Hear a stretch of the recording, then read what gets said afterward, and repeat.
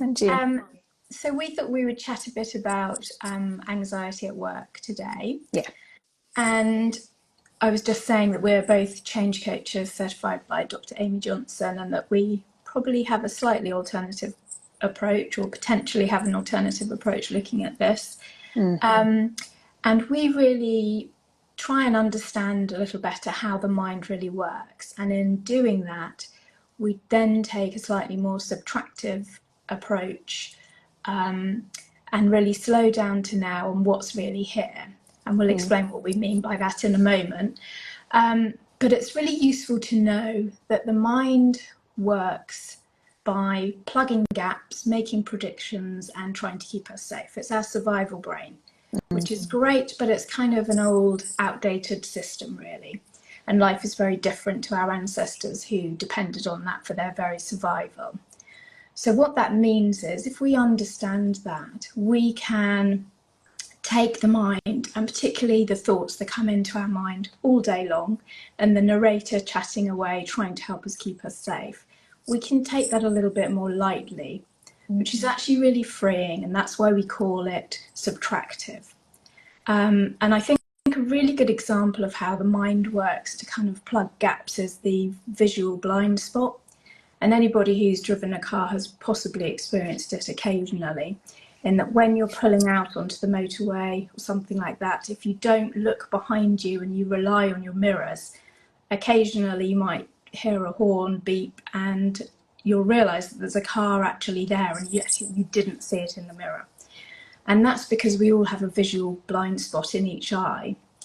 And the brain and the vision cleverly patches in that gap for us to try and keep us safe and to predict. But actually, potentially that's dangerous because we could be hit by a car. Yeah. So I think that's a really great example of what the brain is doing. It helps us to see the brain doing that, the mind doing that for us. And that can help us just take things a little bit more lightly, take our mind and the thoughts and even what we see a little bit more lightly. So that's sort of how we look at it. And so, Lindsay, did you want to add anything to that? And then maybe we could just look at how that can impact us at work. And we were talking about this beforehand, and you said work is a wonderful opportunity for all of our stuff to come up. So maybe you could chat about that a little bit. Yeah, absolutely. I mean, I think because in work, like as in work as a concept, not necessarily in your individual work, whether you're employed or whether you run your own business, but work as a concept and as a sphere in our lives, it kind of hits almost all of the points about being human. You know, it hits our self-worth button, our insecurity buttons, it hits our money buttons, it hits our relationship buttons, it hits our feelings, you know, kind of in terms of anxiety and stress and overwhelm. It hits our kind of goal setting and our achievement and our sense of like, what's the word, like our legacy, for want of a better word, in life. Like it just kind of feeds into almost every possible insecurity that a human being can have. Yeah. So this is why it's often a really ripe ground for stuff to come up and for relationships to be difficult and for there to be anxiety and worry and stress and overwhelm and so much overthinking. So much overthinking goes on at work. And when most organizations, and even if you run your own business, you're kind of looking to be as productive as you can be in the short amount of time that you've got at work, that if you're sitting there in a load of anxiety and worry, a load of overthinking, a load of projecting about, oh, what do they think of me? Should I go for that promotion? You know, why are they getting paid more than me? They're such a, you know, bleep, bleep, bleep. I really don't get on with them. If your mind is filled with that, insecurity, doubt, worry, you're not going to be as productive. You're not going to feel happy at work. And it's just going to be something that you dread. Yeah. And so rather than, and that's not to say that there may be things in your work environment that could be done differently within your organisation or within your business. But what we would be looking at, you know, in terms of the work that we do, is helping people to see what is going on in their mind so that work can actually feel 100% different, or maybe not 100%, but almost 100% different, when we know, as you said, that the mind is going to make up a story, plug in gaps, and try to keep us safe. So when we know that all of that is going on, then we can kind of catch that. No, it's just our mind talking to us, that we don't have to pay attention to it. And then we can just move a bit more, with a bit more, as you said, lightness, a bit less anxiety, a bit less worry. And work can become a really different experience. And then those, what I find is those, now in running my own business, whereas like a few years ago, before I had this understanding, if things were struggling, it made me kind of think, oh, maybe I shouldn't be doing this, or I need to change. I was continually looking outside in terms of what needed to change, whereas now I'm like, okay, that's interesting. That's a bit pokey, let's have a look at that. What's that? What am I believing there about me and about my business? And I can still move forward with things with all kinds of grotty feelings going on, but you just kind of are moving forward in a different way. So it's not about denying what you're feeling at all. No. It's just about knowing really where those feelings are coming from and what they're pointing to. Yeah, and we'd say what they're pointing to is you've got a lot on your mind, and it's not necessarily relative to anything going on around you. The mind is just continuously, we call it the inner narrator, chatting away and kind of really judging what's going on and comparing us. And this is where things like perfectionism or imposter syndrome can come in. Yeah. But it's all a mental narrative that's not necessarily relevant to what's going on, because you can never know what anyone else is thinking. Or something like perfectionism, that's kind of holding something still and holding it up as being perfect right now, but who knows, in the next second something else might come along that's better, and who's judging that? So it's just really useful to be aware of this. I think all it is a kind of understanding and an awareness, just so we can slow down, I think, to right here, right now, and what is actually happening, and take it one step at a time. And that's just so much lighter and less serious, and just understanding our state of mind will go up and down throughout the day, like the weather changes throughout the day, and we don't try and change the weather. We might not like it, but we don't try and change it. So I think that's always quite a good analogy, isn't it? Yeah, absolutely. Yeah. And I think one of the most helpful things that has helped me so much in terms of, because anxiety is definitely something that I have struggled with over the years. But when we believe that the anxiety or worry that we're feeling is coming from a circumstance at work, as in, I'm anxious about applying for the promotion, so it's the promotion that's making me feel anxious, or I'm anxious about giving that talk to the board, it's the talk to the board that's creating the feelings, or I'm worried about having that conversation with my boss or my co-worker, it's that conversation that's making me feel anxious. When we're in that as a belief system, that our feelings are coming from the outside world and are coming from work, then we are going to do everything we can to try to change the circumstance so that we feel okay. But what if it's actually working, which is what we explore in our work, it's actually working the completely opposite way.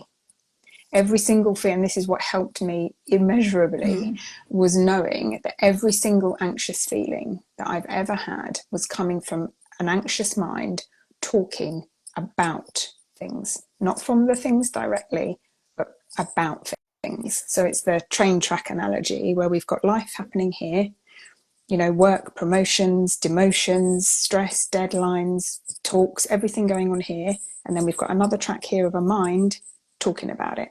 And this is what's creating our feeling, not this. This is just totally neutral. It's emotionally neutral.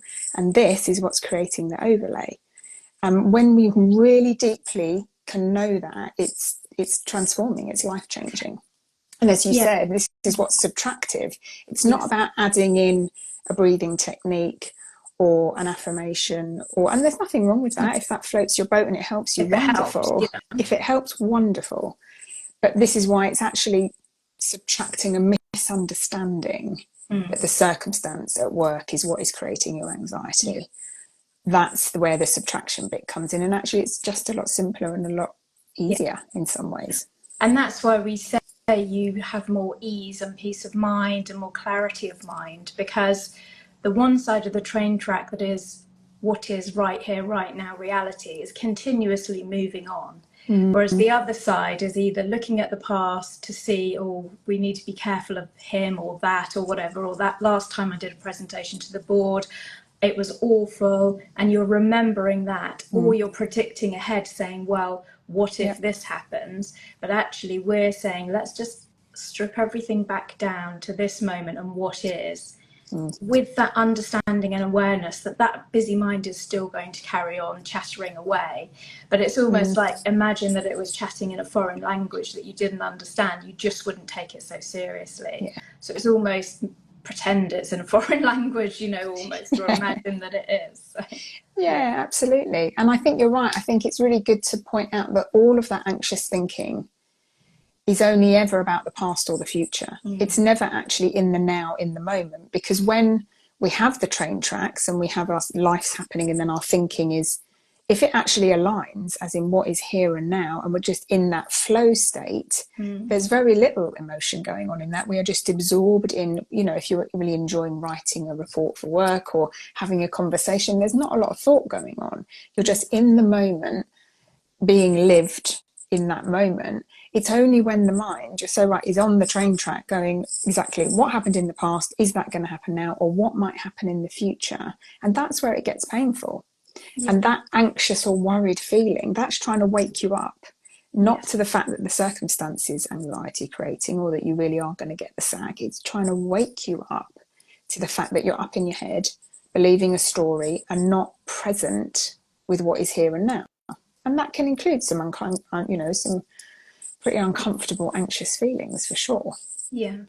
And it's just so distracting, isn't it? If you're looking, or your mind is taking you into the past or into the future, you can't be truly present, and you can't have a true connection, and you can't have clarity of mind and be open to inspiration as well as if you have a clear and present mind. So it's, as you say, recognizing that that distraction or that feeling is really just there to kindly, it's like a friendly alarm Yeah. waking us up to the fact that we're believing whatever's going on in our mind.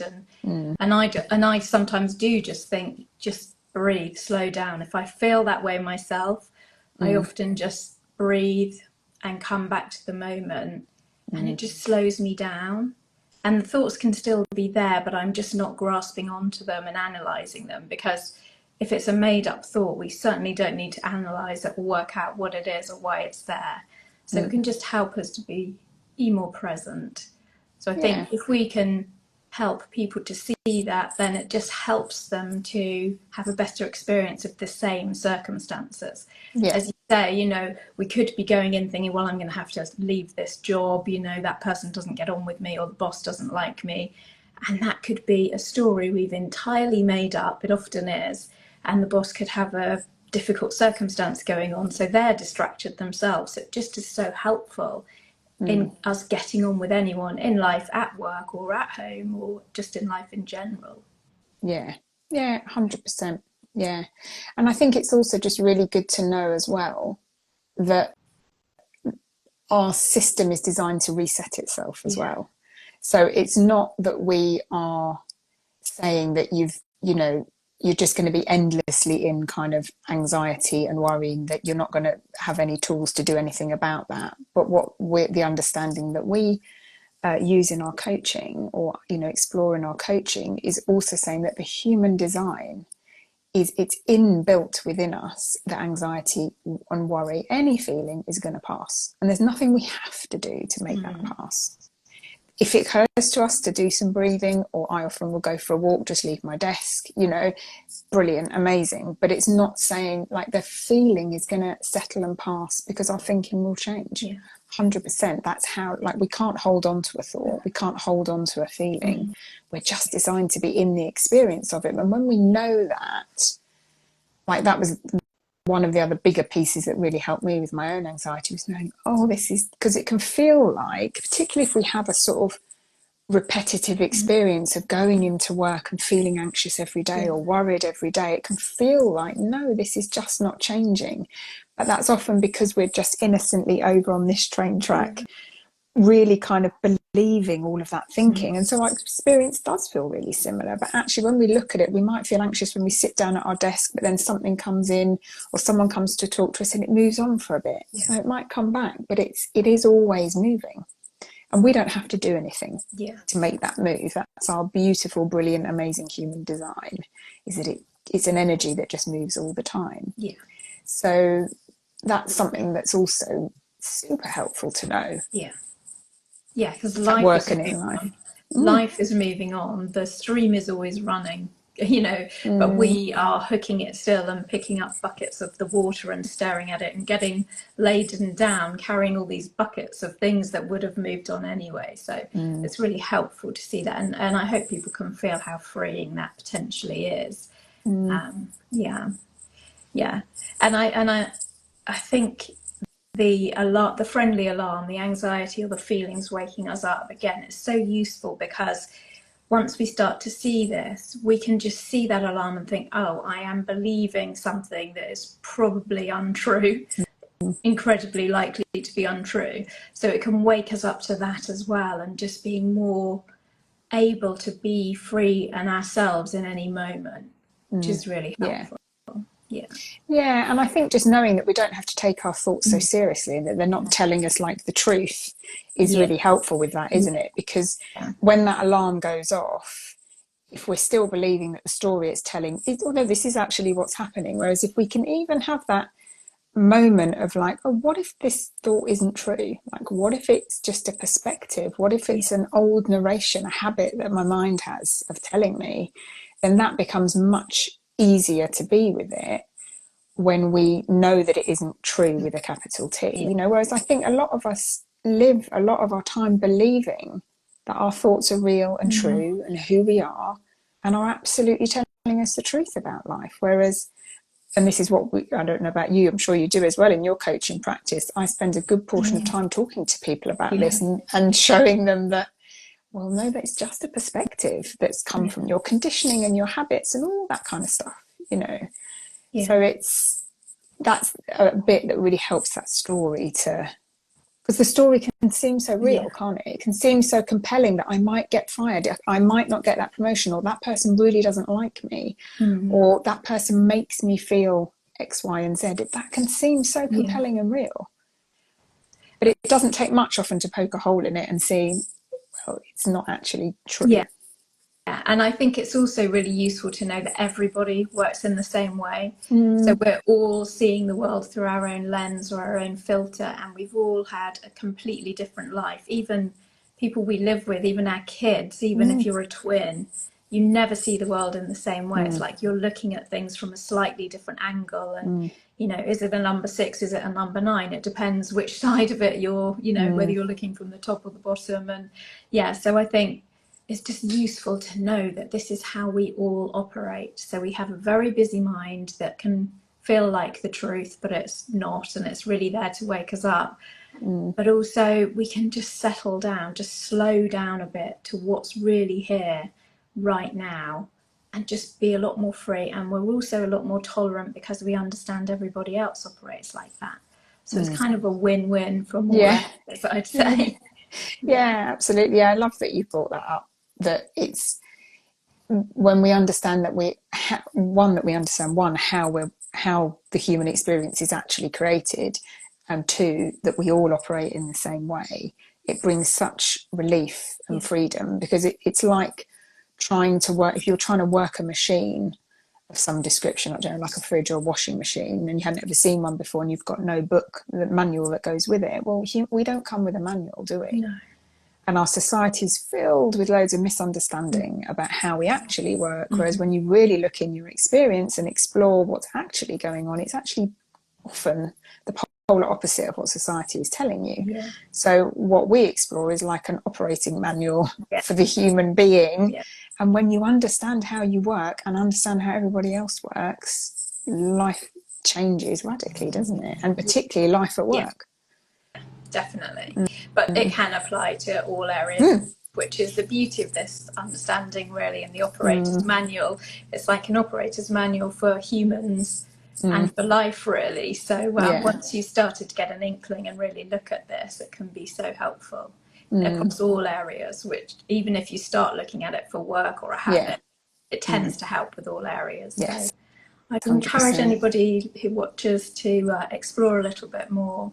And perhaps if anybody has any questions, if you watch it on the replay, just contact either of Yeah. us. And we're hoping to do this a little bit more often. So, and perhaps do some other work around it. So if anyone has any questions, it would be really interesting to hear from you. Yeah. So. I think if there's any topics like with, I mean, obviously any topics, but around the anxiety at work or anxiety in running your own business. Yes.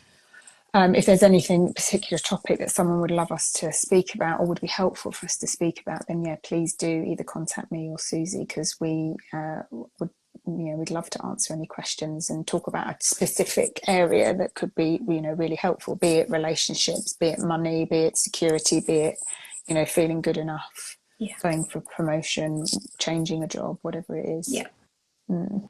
Yeah. So anybody, please reach out, and we'll join you next time we do this. Hopefully next Monday at the same time. So thanks very much, Great. Lindsay. Good to Yeah, see great. you. Yeah, I'll great see to you see you, soon. Susie. See you Okay. soon. Bye. Bye.